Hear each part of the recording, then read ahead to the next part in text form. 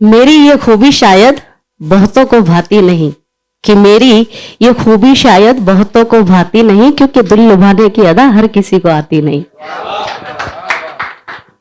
खुद अपने ही हाथों दुनिया को अपने राज देती हूँ, खुद अपने ही हाथों दुनिया को अपने राज देती हूँ।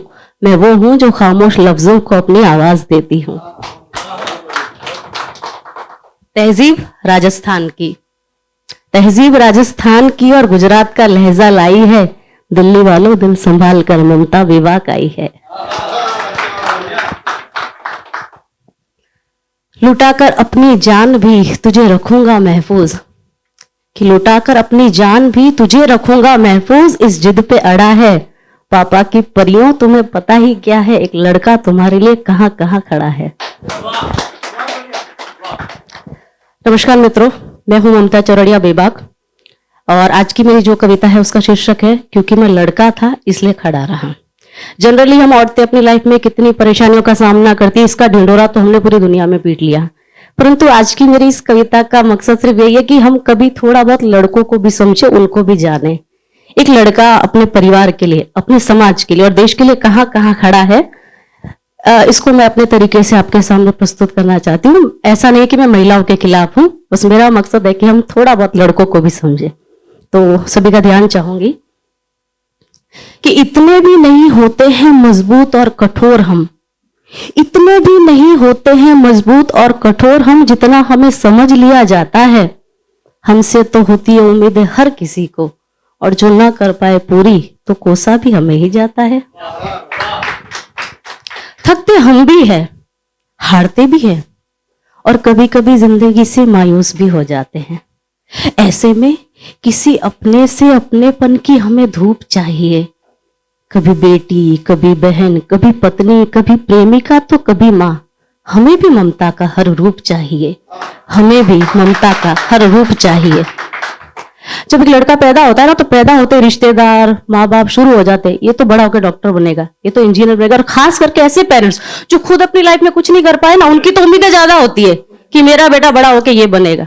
तो उसी के लिए लिखा है कि पैदा होते ही डाल दिया जाता है हमारे कंधों पर बोझ अपने सपनों का। पैदा होते ही डाल दिया जाता है हमारे कंधों पर बोझ अपने सपनों का। मैं वो हूं जो अपनों में रहकर भी मोहताज हूं अपनों का। फेंक दिए खिलौने बचपन में ही, फेंक दिए खिलौने बचपन में ही, और सालों किताबों में पढ़ा रहा। लड़कियां खेल रही थी गुड़ियों से, मैं करियर बनाने की कतार में खड़ा रहा। कभी अपनी परीक्षाओं के फॉर्म भरने की खातिर, तो कभी परीक्षा बहन को दिलाने की खातिर उसकी कॉलेज की बाहर अड़ा रहा। गर्मी और धूप मुझे भी जला रही थी, मगर मैं भाई था इसलिए खड़ा रहा। कभी इंतजार करता रह गया किसी कॉफी शॉप में, तो कभी घंटों प्रेमिका के घर के बाहर अड़ा रहा। प्यार उसको भी था, प्यार उसको भी था, मगर मैं लड़का था इसलिए घर के बाहर खड़ा रहा। कभी नौकरी का फॉर्म भरने की खातिर, तो कभी इंटरव्यू की कतार में खड़ा रहा। कभी नौकरी का फॉर्म भरने की खातिर, तो कभी इंटरव्यू की कतार में अड़ा रहा। नौकरी मिलेगी या नहीं पता नहीं, पर बोझ जिम्मेदारियों का अपने कंधों पर लिए मैं बस उम्मीद की दहलीज पर खड़ा रहा। कभी स्कूलों के कार्यक्रमों में, तो कभी कॉलेज के फेयरवेल में, प्रोग्राम की शुरुआत से लेकर अंत तक अड़ा रहा। पापा की परियां सब बैठी थी कुर्सियों पर, मैं लड़का था इसलिए खड़ा रहा। कभी छोटी सी उम्र में ही उठ गया पिता का साया सर से, जैसा मेरे भाई ने कहा कि कभी छोटी सी उम्र में ही उठ गया पिता का साया सर से, तो कभी जिम्मेदारियों के बोझ और हालातों से लड़ा रहा। मैं बड़ा बेटा था ना घर का, इसलिए पिता की जगह बस खड़ा रहा।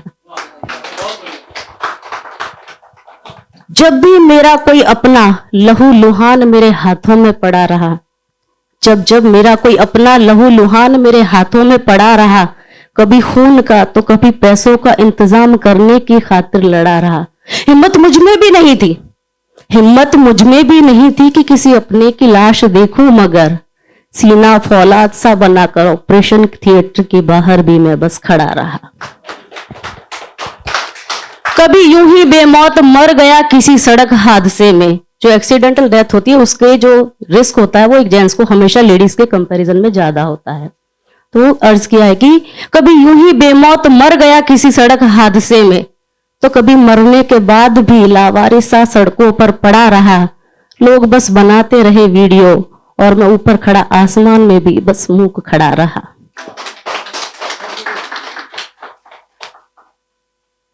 कभी नोटबंदी में चंद नोटों की खातिर, आपने देखा होगा कि जब नोटबंदी हुई थी आप 4,000 रुपए से ज्यादा निकाल नहीं पाते थे, एटीएम में पैसे खत्म हो जाते थे। तो कभी नोटबंदी में चंद नोटों की खातिर रात रात भर एटीएम की कतार में खड़ा रहा। तो कभी कोरोना काल में खाए पुलिस की मार और लाठियां लेकिन राशन की कतार में खड़ा रहा। कभी बहन तो कभी बेटी की बारात के स्वागत से लेकर विदाई तक अड़ा रहा। कभी भाई तो कभी पिता था मैं, इसलिए दरवाजे पर भी बस हाथ जोड़े खड़ा रहा। कभी फंसा दिया गया किसी झूठे रेप केस में, तो कभी दहेज उत्पीड़न में। कभी यूं ही फंसा दिया गया किसी झूठे रेप केस में, तो कभी दहेज उत्पीड़न में। सालों तक न्याय के इंतजार में मैं अदालतों से लड़ा रहा। मैं लड़का था इसलिए कटघरे में खड़ा रहा।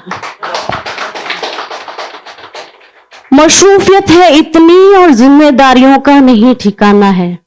मशरूफियत है इतनी और जिम्मेदारियों का नहीं ठिकाना है। छुट्टी मिली है एक दिन की, परिवार को 4 दिन घूमने जाना है। सुलाकर पिछली सीट पर सबको चैन की नींद, सुलाकर पिछली सीट पर सबको चैन की नींद, मैं ड्राइवर सीट पर अड़ा रहा। और कभी दे दी अपने हिस्से की सीट भी किसी बुजुर्ग तो किसी महिला को। और बस और ट्रेन में भी मैं बस खड़ा रहा, बस और ट्रेन में भी मैं बस खड़ा रहा। बात अगर हो लड़का और लड़की, बात अगर हो हक की, तो लड़का और लड़की एक समान का जमाना है। लड़की कमाए या नहीं ये उसकी मर्जी, पर लड़के को तो हर हाल में कमाना है, लड़के को तो हर हाल में कमाना है। सालों से समाज की इस दोहरी सोच का तमाचा मेरे मुंह पर जड़ा रहा। बोझ जिम्मेदारियों का था सिर्फ कंधों पर हमारे, इसलिए सर्दी गर्मी हो या बारिश मैं नौकरी पर भी बस खड़ा रहा। और अंत में अगर मेरी पंक्तियां आपके दिल को छू जाए तो लड़कियों तालियां मुझे तुमसे चाहिए कि सिर्फ मेरा परिवार ही नहीं, अब तक तो जो जिंदगी में किया वो सब उसने अपने परिवार के लिए किया, कि सिर्फ मेरा परिवार ही नहीं पूरा देश सो सके चैन की नींद, इसलिए दुश्मन से भी लड़ा रहा। सीने पर गोली खाने तक भी मैं आखिरी सांस तक सरहद पर भी बस खड़ा रहा। मैं सीने पर गोली खाने तक भी आखिरी सांस तक सरहद पर भी बस खड़ा रहा। जय हिंद, जय भारत।